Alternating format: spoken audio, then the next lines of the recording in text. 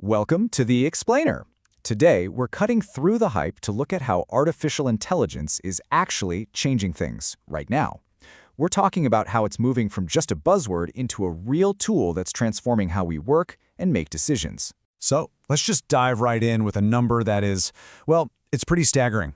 Japan's Mitsubishi UFJ Bank figured out that by using AI for tasks like drafting documents or handling internal questions, it can save 220,000 hours of labor. And get this, that's not per year, that's every single month. And that number, it's not some outlier. It's really the leading edge of a massive wave of change, a full-on productivity tsunami that's hitting basically every industry. We are right in the middle of this AI-powered revolution, and frankly, it's happening a lot faster than most people think. And look, this isn't just happening in banking. The savings are huge, and they're everywhere. Accenture Health is getting 11,000 nursing hours back for actual patient care. Zurich Insurance is saving 14,000 hours in sales. And an engineering firm, Mayer, is freeing up its smartest people from boring, routine work. You see the pattern here, right? AI is buying back our most precious resource, our time. Okay, so what are we really talking about when we say AI? Well, at its heart, it's all about building systems that can do complex things that, until pretty recently, you really needed a human brain for. We're not just talking about crunching numbers faster. We're talking about learning from data, reasoning through problems, and sometimes even coming up with new ideas. And you know, this isn't just about saving a few minutes on emails, although it's great at that. AI is being woven into the very core of how companies operate, from the emergency room to the courtroom to your local grocery store. And it's producing some really tangible, sometimes life-changing results. Let's look at just a few. And the impact is it's profound. I mean, in healthcare, an AI can help spot early-stage cancers with 95% accuracy. It's like giving every doctor a super-powered second pair of eyes.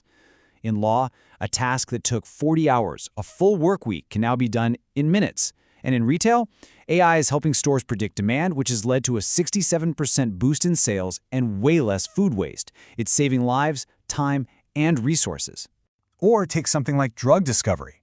This process can take decades and cost billions. But now, AI can sift through millions of molecules on a computer, predicting which ones might actually work before they even get to a lab.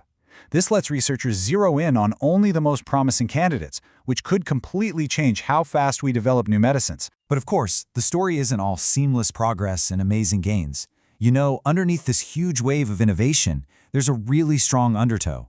We're talking about complexity, risks, and some very human challenges that we just can't afford to ignore. And this brings us to a really critical question. Just because an AI can process way more data and make a decision faster than any human, does that automatically make it the right decision? Well, the answer, as it turns out, is it's complicated. You see, AI's strength is pretty clear. It can process insane amounts of data and spot patterns we would never see. But we humans, we bring something totally different to the table. We use intuition, we understand context, we think about ethics and emotions, all this stuff that machines are, let's be honest, still really bad at. And this isn't just a theory. Check this out. In a real-world trial, a judge was given an AI assistant to help figure out how likely an offender was to re-offend. The AI crunched the numbers, but the judge ended up overruling the AI a full 30% of the time. Why? The judge found that the AI, based only on data, was just overly harsh. It lacked the nuance that a human judge brings. So that story right there is a huge cautionary tale. It points to these bigger challenges we absolutely have to deal with as we bring AI deeper into our work. The potential problems are just as real as the potential gains. And these risks, they're not some far-off what-if scenario.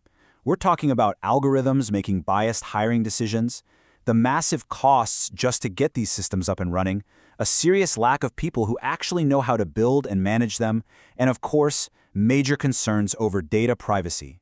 And if you think the privacy risk is overblown, just look at what happened at Samsung. Some employees were just trying to be more productive, so they pasted confidential source code and private meeting notes into ChatGPT to get some help. What they did, completely by accident, was send all that secret company data to an external server, a huge security leak. So what do we do? How do we use this incredible power while avoiding all these very real dangers? Well, the future isn't about humans versus machines. It's about creating a whole new kind of partnership between them. This leads us to this really powerful idea called hybrid intelligence. The model is simple. Let the AI do all the heavy lifting. the data crunching, the pattern finding, the boring stuff.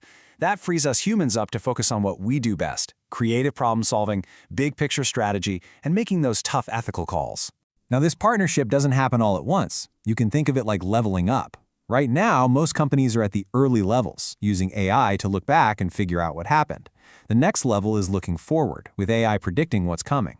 But the real frontier, where things get exciting, is when AI starts advising us, then assisting our choices, and eventually handling some things on its own, always with a human in the loop. It's a huge shift from AI as just a tool to AI as a true collaborator. So ultimately, the most powerful thing we can do is learn how to work with this new intelligence. The question isn't if AI is coming to your workplace, it's already there. The real question is, how are you going to partner with it?